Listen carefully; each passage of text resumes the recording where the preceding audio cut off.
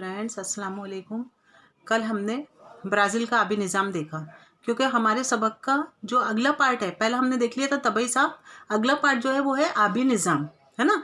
तो कल हमने ब्राज़ील का आबी निज़ाम देखा था, आज हम देखेंगे भारत का आबी निज़ाम।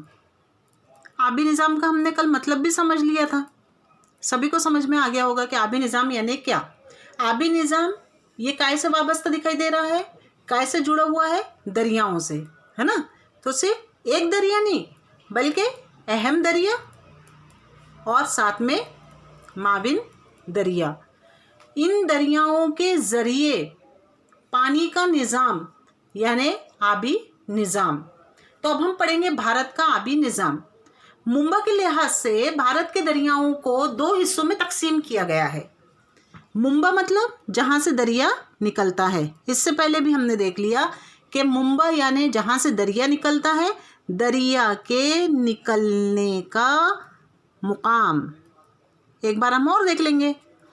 और दूसरा है दहाना। दहाना मतलब दरिया के समंदर में मिलने का मुकाम। दरिया जहाँ से निकलता है वो हो गया उसका मुंबा, और जाकर जिस समंदर में वो जहाँ पर गिरता है वो हो गया उसका दहाना। तो इस तरह से हमको दरिया का मुंबा और दरिया का दहाना, ये दोनों पॉइंट्स भी हमारे अब क्लियर हो गए हैं, है ना। अब क्या बताया गया है कि भारत के जो दरिया हैं इनको मुंबई के लिहाज से दो हिस्सों में तकसीम किया गया है। पहला जो है वो कहलाता है हिमालय के दरिया।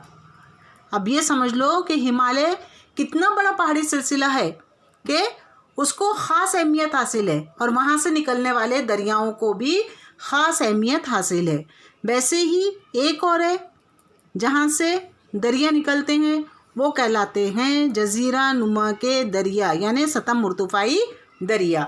सबसे पहले हम देखेंगे हिमालय से निकलने वाले दरिया। तो हिमालय के बेशतर अहम इलाके ऐसे हैं। अब यहाँ पर हमारे पास नक्शे भी मौजूद हैं जिनके ज़रिए हम हिमालय से निकलने वाले दरियाओं को समझ सकते हैं।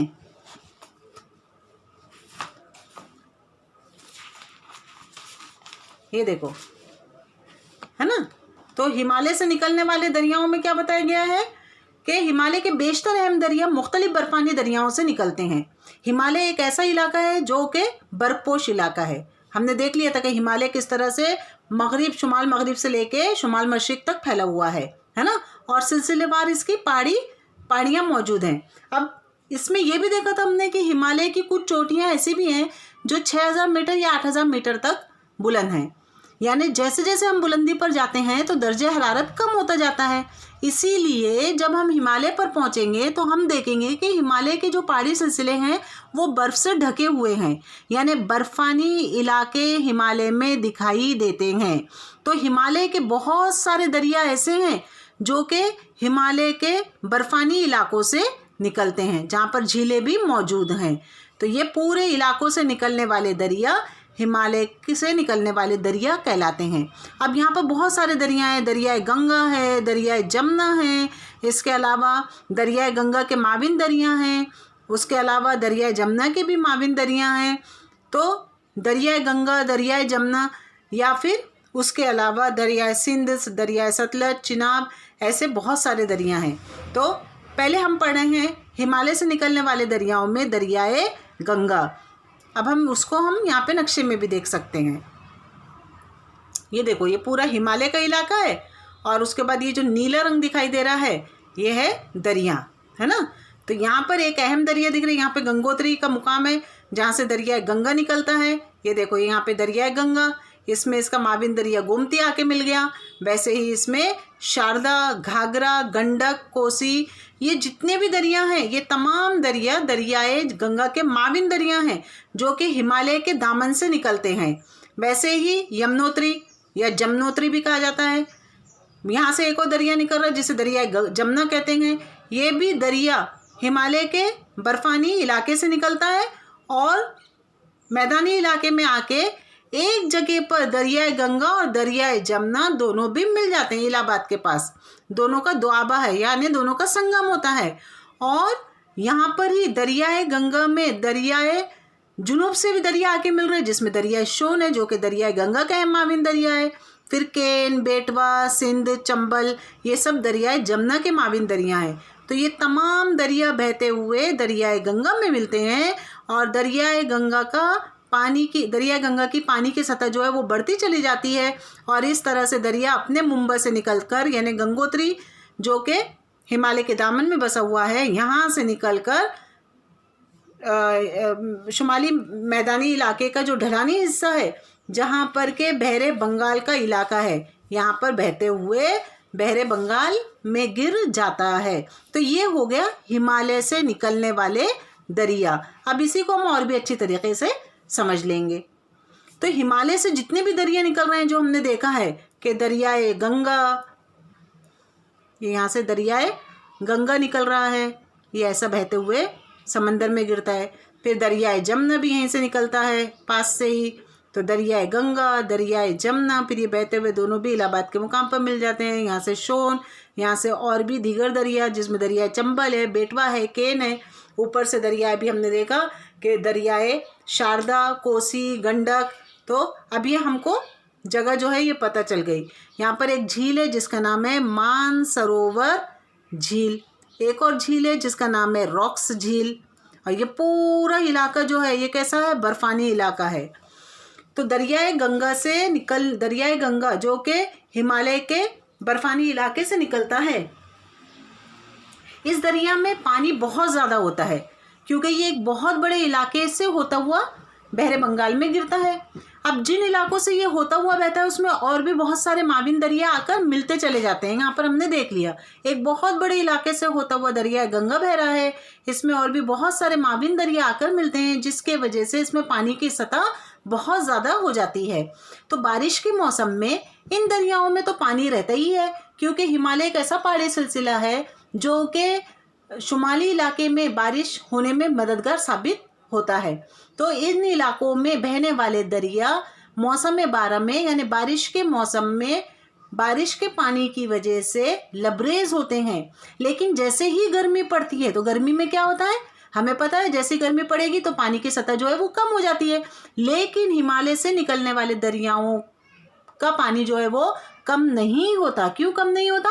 क्योंकि हमने पहली वजह जान ली है कि हिमालय के जो दरिया हैं ये तमाम दरिया बर्फानी इलाके से निकलते हैं और जैसे ही यहाँ पर दर्जे हरारत में इजाफा होता है वैसे ही बर्फ़ क्या होने लगेगी, पिघलने लगेगी, है ना। तो बर्फ़ के पिघलने की वजह से बर्फ़ जो है वो पानी में तब्दील हो जाएगा और बहते हुए नदियों के ज़रिए दरियाए गंगा में मिलेगा और इस तरह से ये पूरे दरिया साल भर पानी से लबरेज रहेंगे गर्मियों में बर्फ़ के पिघलने की वजह से, और बारिश के मौसम में बारिश का पानी उनमें जमा हो जाता है।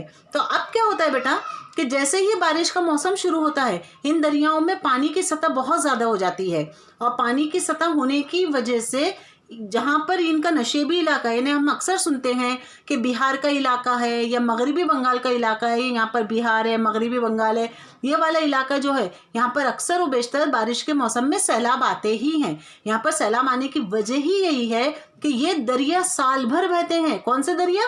हिमालय से निकलने वाले दरिया। ये देखो हमारा जो मैप है, नक्शा है, इसका नाम ही है भारत अहम दरिया और झील। यानी नक्शा बताने का मकसद क्या है कि भारत के अहम दरिया और यहाँ की झील है। जैसे हमने झील मानसरोवर देख ली, झील रॉक्स देख ली, ऐसे ही अंदर भी देखेंगे यहाँ पे वुलर झील है, ऐसे और भी बहुत सारी यहाँ पे झीलें मौजूद हैं। तो अब हमको ये भी समझ गया कि जितने भी दरिया हैं ये क्योंकि साल भर पानी से लबरेज होते हैं, इसी वजह से इन दरियाओं में पानी की कमी नहीं होती। लेकिन जैसे ही बारिश का मौसम शुरू होता है ये दरियाओं में पानी की सतह और भी ज़्यादा हो जाती है और बारिश के मौसम में अक्सर व बेशतर शुमाली भारत के नशेबी इलाके में या ढलानी इलाके में, जहाँ पर के बिहार का इलाका है या मगरिबी बंगाल का इलाका है, इन इलाकों में सैलाब आते हैं। ठीक है, अब हमको इतना समझ में आ गया है। अब आगे क्या बताया गया है कि दरिया सिंध, अब यहाँ पर जो है दरिया सिंध भी एक दरिया है ना, जो मानसरोवर झील से निकलता है। इससे पहले भी हम इसके बारे में पढ़ चुके हैं। तो ये दरिया सिंध जो है ये जम्मू कश्मीर से होता हुआ पाकिस्तान में दाखिल होता है और पाकिस्तान से होता हुआ बहरे अरब में गिरता है।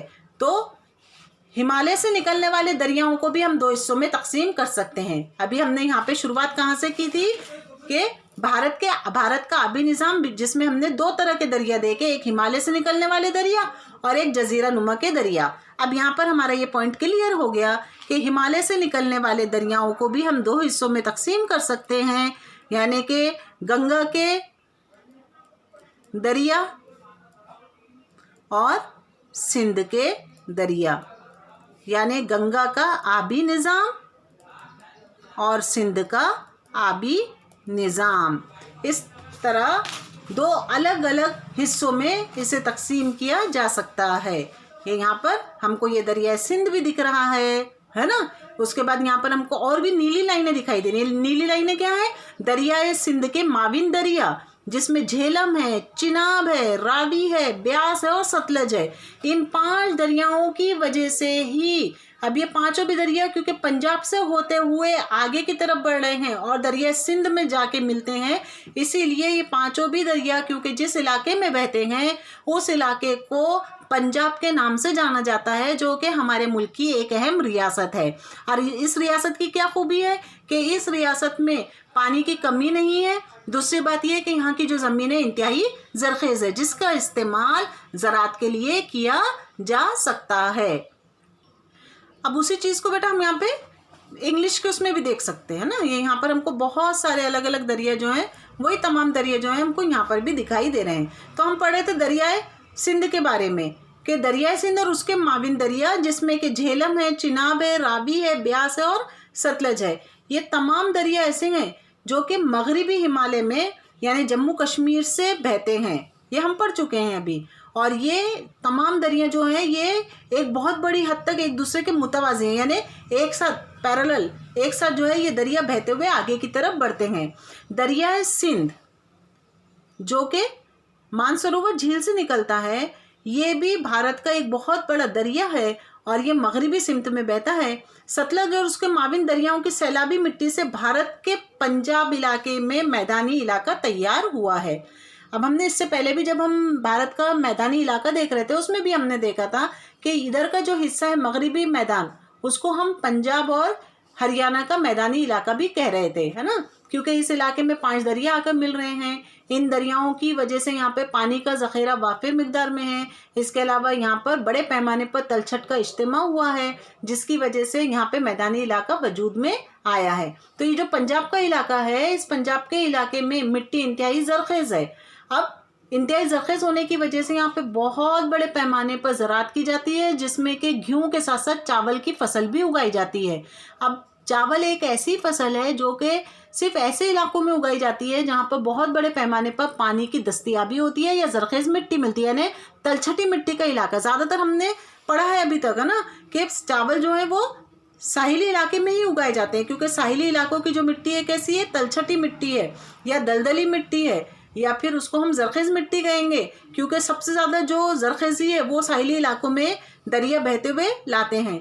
लेकिन पंजाब और हरियाणा का इलाका ऐसा इलाका है, ये दोनों भी रियासतें ऐसी रियासतें हैं जहाँ पर के बहुत बड़े पैमाने पर चावल की खेती बाड़ी, चावल और गेहूँ, ये देखो ये है पंजाब, ये हरियाणा, तो पंजाब हरियाणा रियासतों में इस तरह से चावल और गेहूँ की फसल भी उगाई जाती है, क्योंकि यहाँ पे पानी की भी फरावानी है और यहाँ पर बहुत बड़े पैमाने पर मिट्टी की ज़रख़ेज़ी भी पाई जाती है। अब गंगा का भी हमने पढ़ लिया कि गंगा जो है वो हिमालय के गंगोत्री के बर्फानी इलाके से निकलता है। जैसे ही वो हिमालय को अबूर करता है और मैदानी इलाके में आता है तो मशरिक़ की सिमत बहता है। और हिमालय से निकलने वाले ऐसे ही और भी इसके बहुत सारे माविन दरिया हैं, जिसमें हमने देख लिया शारदा, कोसी, गंडक, है ना, इस तरह से अलग अलग दरिया हैं। ये तमाम दरियाओं की वजह से दरियाए गंगा में पानी की सतह बढ़ जाती है।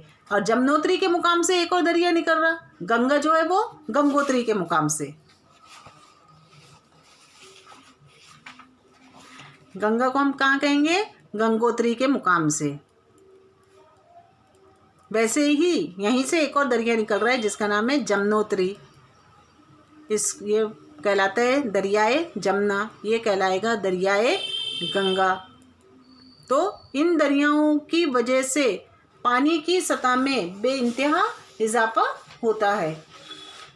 अब दरियाए गंगा का एक और बड़ा माविन दरिया जो है वो हिमालय अकबर की शुमाली सिमत में बहता है और हिमालय को उबूर करने के बाद ये भारतीय हद में शामिल होता है। देखो कौन से दरिया की बात हो रही है। अब हमने पढ़ लिया बेटा, दरियाए गंगा के बारे में पढ़ लिया। ये देखो गंगोत्री इंग्लिश में लिखा हुआ है, यहाँ पे जमुनोत्री लिखा हुआ है, यमुनोत्री।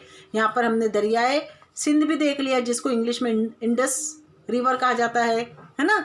अब ये तमाम दरियाओं के अलावा एक और अहम दरिया है जो कि हिमालय से ही निकलता है और भारत में दाखिल होता है। तो हिमालय से निकलने वाले अब हमने 3 दरिया देख लिए, 3 दरियाओं का आबी निज़ाम देख लिया। दरियाए गंगा का आबी निज़ाम, दरियाए सिंध का आबी निज़ाम, और इसी का तीसरा पार्ट अब हम पढ़ेंगे ब्रह्मपुत्र का आबी निज़ाम, दरियाए ब्रह्मपुत्र, है ना। तो ये जो दरियाए ब्रह्मपुत्र है ये हिमालय अकबर के मशरिक के शुमाली सिम से बहता है। ये यहाँ पे हिमालय अकबर, हमने हिमालय के भी 3 अलग अलग हिस्से देखे थे। सबसे नीचे का हिस्सा शिवालिक की पहाड़ियाँ, फिर हिमालय असगर देखा था और सबसे ऊपर हिमालय अकबर देखा था, याद है ना सबको। तो ये जो हिमालय अकबर का इलाका है, तो यहाँ से एक और दरिया निकल रहा है जिसका नाम है दरियाए ब्रह्मपुत्र।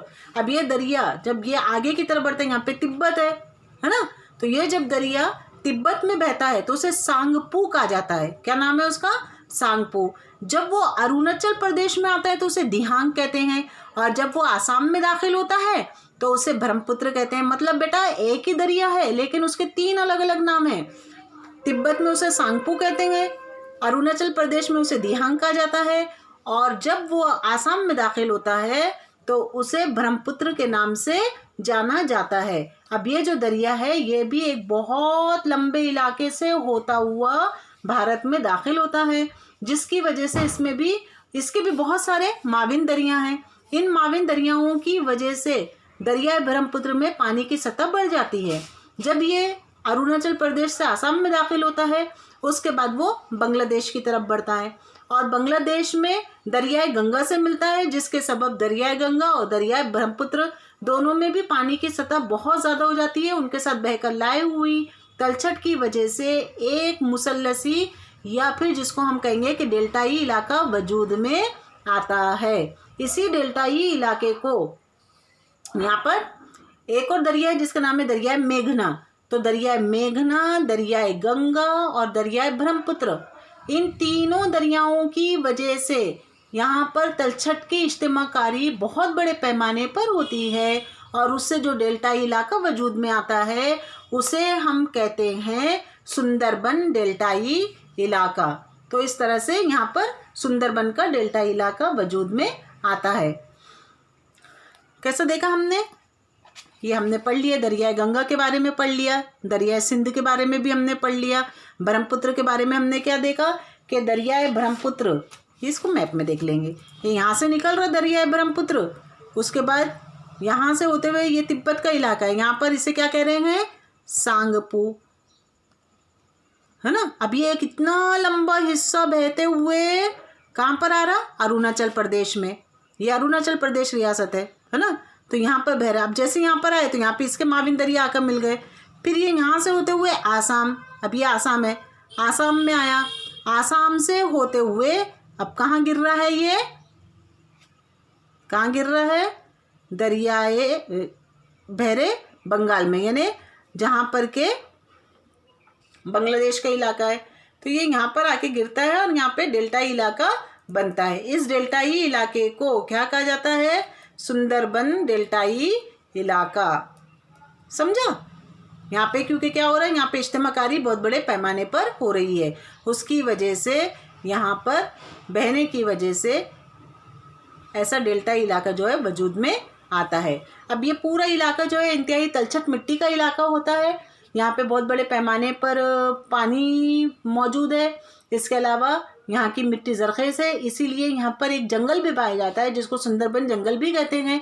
उसे सुंदरबन जंगल इसलिए कहा जाता है क्योंकि उस जंगल में अनवा अक़साम के दरख्त और फूल पत्ते जो हैं वो मौजूद हैं। तो अलग अलग तरह के फूल होने की वजह से उसे सुंदरबन का नाम दिया गया है।